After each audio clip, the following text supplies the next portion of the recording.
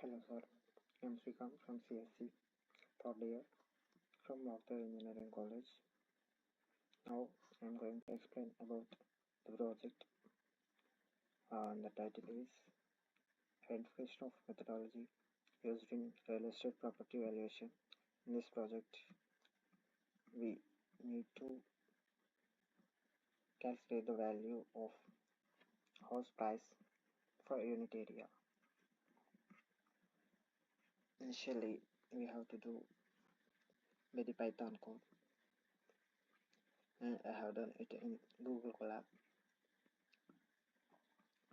At first, I have imported all the libraries in Colab. These are my libraries. These libraries are used in programming for pre-written code and so that developers can use to optimize tasks.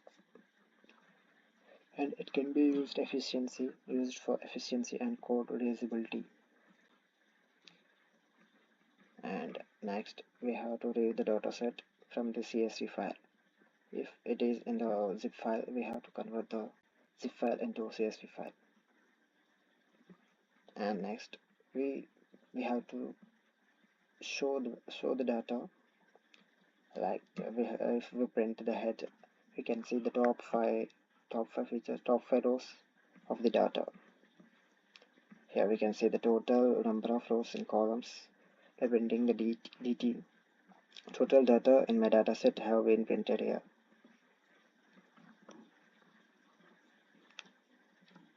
Once to check total number of rows of 414 rows and the columns 8 columns. In my dataset, the features are transaction date, house age, distance to the nearest MRT station, and the number of convenience stores, latitude, longitude, and house price for unit area. In this dataset, my target variable is the house price of unit area, and these are the features. Now we have to check the null values in my dataset. dt.info can check the null values in the data. In my dataset, there is no null values. If there is any null values or NA values, we have to print true in place of NA by using the syntax dt.drop_NA. Here we can see that dt.isNull.NA can show the null values. If here true appears, there is null values. In my data, there is no any null values. And here I have initialized that x and y. X is equals to dt.wrap by house price of unit area. This is initialized for all features. Instead of initializing all features like number of convenience stores, transaction date, I have used dt.drop, and y is equals to my target variable. And next we have to train the data. We have to use the syntax to train the data. After training the data, we can see that total number of rows are 331 and the columns are as usual. So you can observe here, after training, the rows are decreased to 331 from 414. Here we can see. Yes. And next we can use this univariate and bivariate and multivariate analysis to analyze the data. Univariate can analyze only in one feature, and bivariate can get the relationship between two features, and the multivariate can get the relation between two or more features. Here we can see first univariate.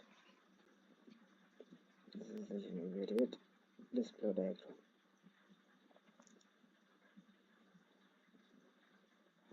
You can see, and here is the bivariate.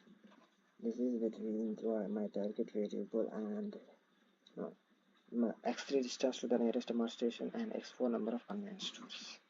This is the bivariate analysis using scatterplot. In multivariate, we can use 3 or more features to compare the relationship. Here we can observe the code.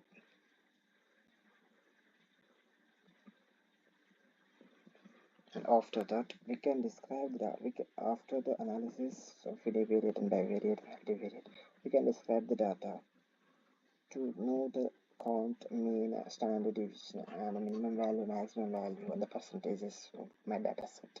Here we can see.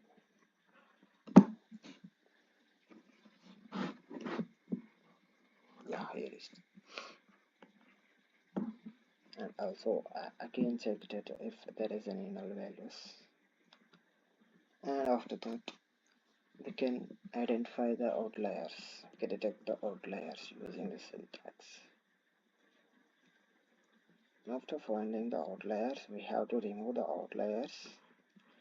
I have removed the outliers handle the outliers using the interquartile range method, IQR method.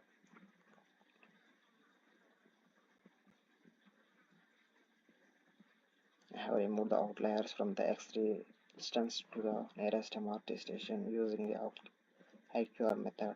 And for the next feature, number of convenience stores,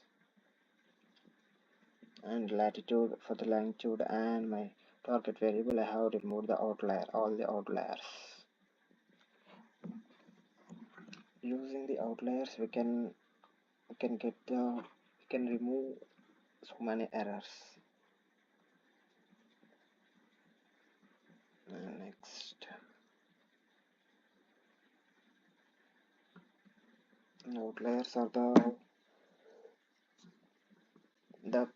their main purpose or role is analysis can be multifactored.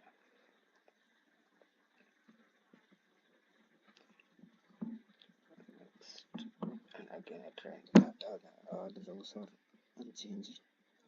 And next I have used the histogram. Histogram, it is a graphical representation, and we can use it to summarize the data, to compare the data for a data set. We can identify the patterns, and histograms are a fundamental tool for exploratory data. We can understand the characteristics of a data set by the histogram. Here we can see the graphical representation. To the date and for the target variable. And next, I build heat map. Here is the heat map. This is the data visualization tool used to represent values in a matrix format. Values. It is a simple format to understand the data. And using different colors, we can understand easily of different features.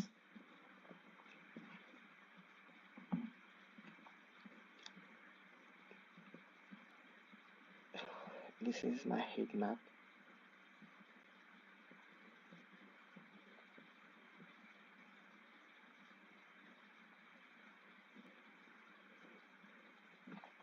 And next I trained the data. I trained my features like transaction date, house size and distance to MRT station, and number of convenience stores. We don't need to train latitude and longitude because the values are almost the same.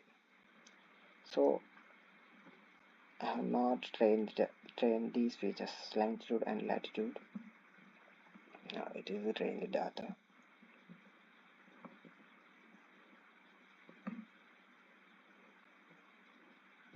And next I also again checked for null values.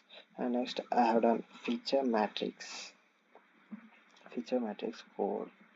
This feature matrix code can be used for design matrix, and it is also known as design matrix or feature matrix. It is a key component in machine learning and statistical modeling. It can organize the data and it is used in model training. Here is my feature matrix. After using this code, I have got this feature matrix.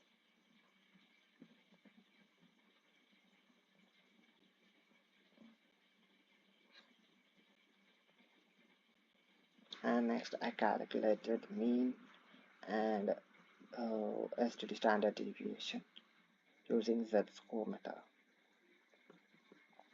Here we can use, you can see.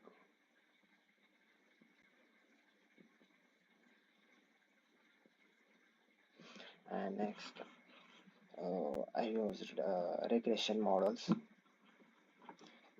These are the models. Firstly, linear regression. In linear regression, we can compare only one value. I have imported the regression method and fitted and predicted. And in multilinear regression, we can use multiple dots or multiple features.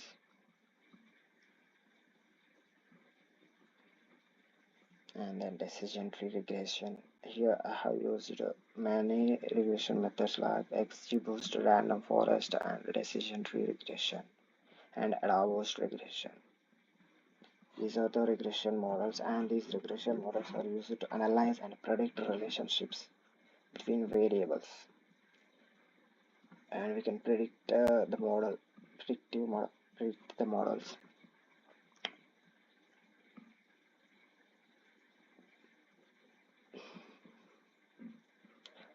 Yeah, next I have compared all models. Here it is. The accuracy I have compared, and I got the accuracy of every model. These were my accuracy in these data. I have got random forest regressions accuracy is more, and I have used it as my regression model for prediction because its accuracy is more and less RMS value and mean square error. Hence I have used the random forest regression. Here I have imported random forest and fitted and predicted.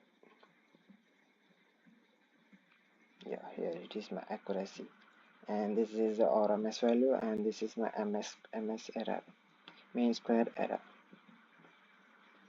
And then I have fitted a scalar, and I have downloaded the pickle using the syntax.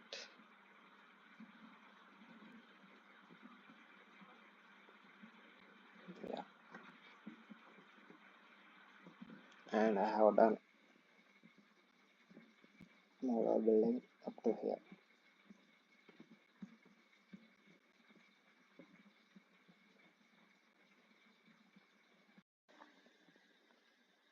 After evaluating the all models and saved the model, random forest regression model I have saved, and then I have used VS Code to create web application.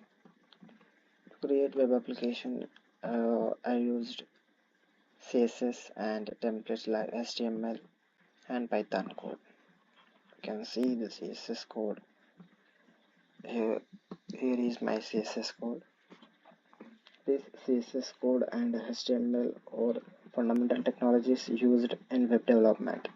They serve distinct but complementary purposes.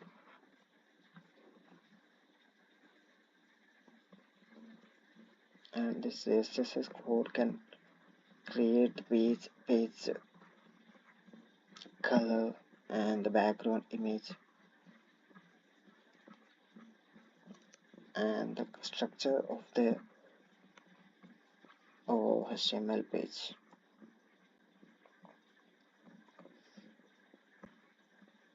Here it is my CSS file, and next I have created my index page using HTML code.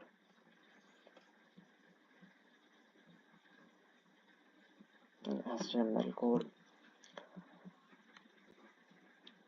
I have linked the CSS file here, href using href. I linked this CSS file to the HTML code.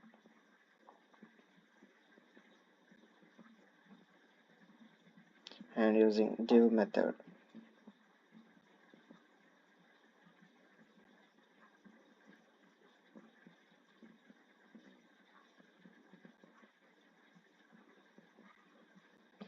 And next, the predict.html. When we click the button submit, we can get the result of the prediction. To run these, and we have to do Python code. Before using Python code, we have to import price.pkl and scale.pkl. These pkl files or import from the collab. We have to load it here, and I have used the Flask for the Python code. I initially imported OS and Flask and templates and requests, and I have imported the pkl and standard scale. And next, AppRoot. AppRoot is used to link the CSS file as well as HTML files. Here it is. And for the home page, here this AppRoot is for the home page.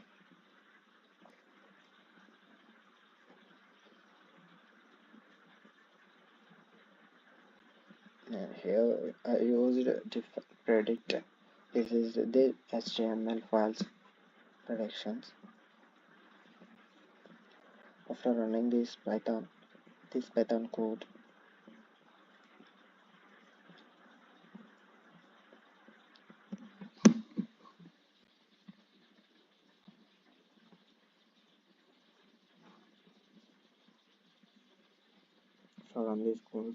we will get a link when we click on this.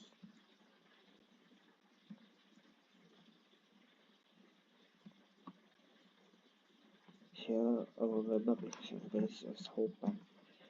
We can enter the values and the transaction date.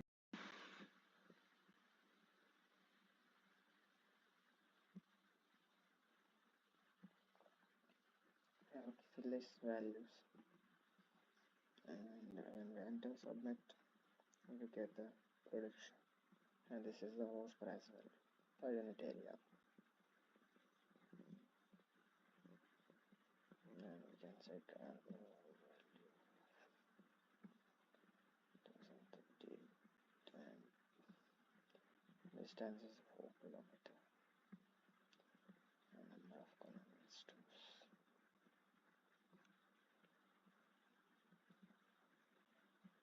Okay. This is my prediction. Thank you.